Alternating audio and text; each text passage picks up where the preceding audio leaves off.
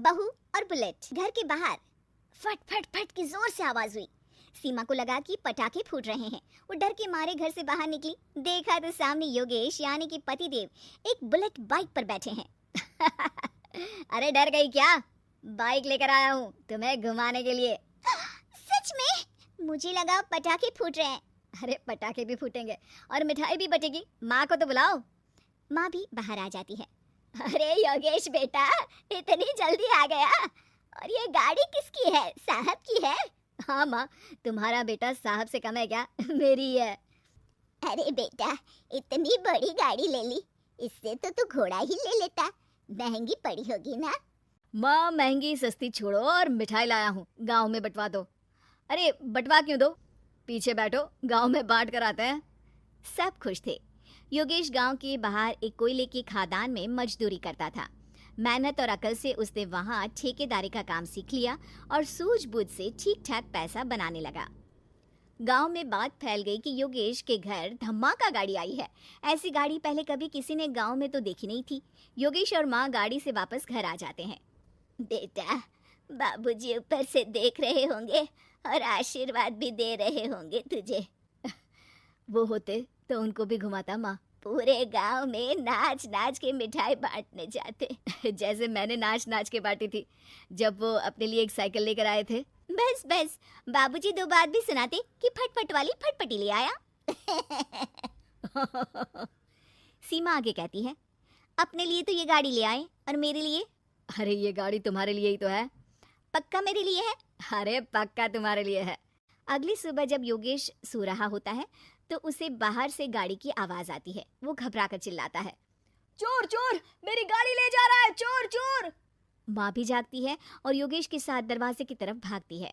जैसे ही दोनों बाहर निकलते हैं तो देखते हैं कि सीमा गाड़ी चला रही है। अरे बहू, नाक कटवाओगी क्या? ये क्या कर रही हो? अरे गिर जाओगी, ये क्या कर रही हो तुम? सीमा गाड़ी को रोक कर कहती है, सारे गांव में घुमा लाई, कहीं नहीं गिरी। क्या? सारे गांव में घुमा लाई?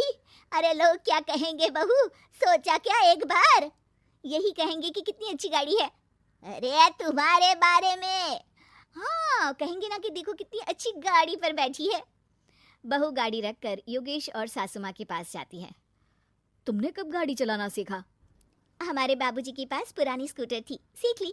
फिर स्कूल में एक मास्टर जी भी ऐसी ही गाड़ी लेकर आते थे, उन्होंने सिखा दी। हाँ, स्कूल के मास्टर आजकल यही सब तो सिखा रहे हैं। पढ़ाई का कुछ सिखाते तो कुछ भला होता। अरे बहू, अब गाड़ी मत चलाना। हमारे परिवार में कभी किसी औरत ने पीछे से आगे की सीट पे आने की हिम्मत नहीं की है। तुम भी मत करना, समझी? जी समझ गई माँ जी।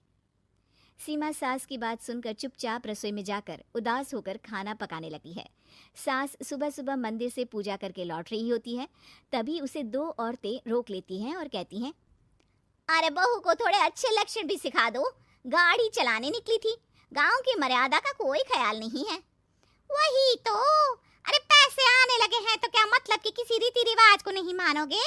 अरे समाज में रहना है तो समाज के ढंग से ही रहना पड़ता है। अरे लाज भी नहीं आई बहू को?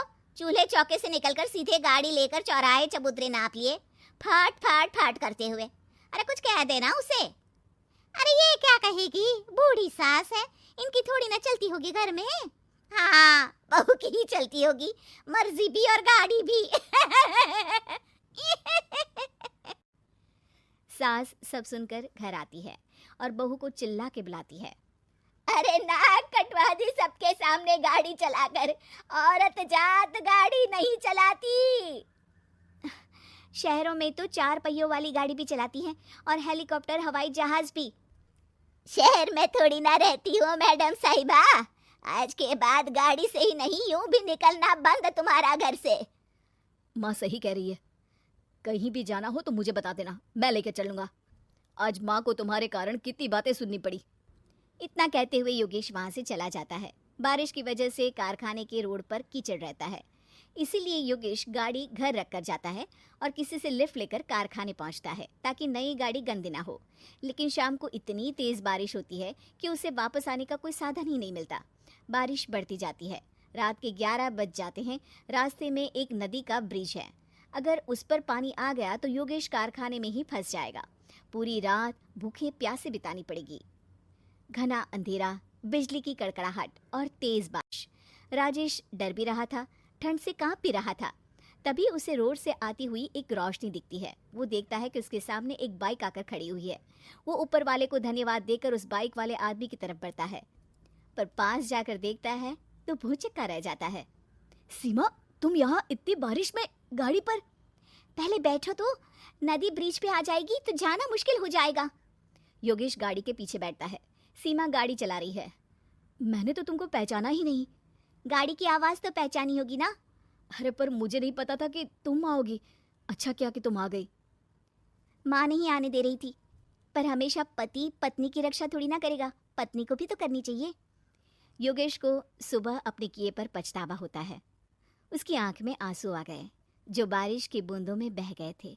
उसके बाद सीमा को सास ने और योगेश ने खुशी खुशी समाज की सीमा लांघने की मंजूरी दे दी। अब वो जहाँ भी जाती फट फट फट गाड़ी पे ही जाती।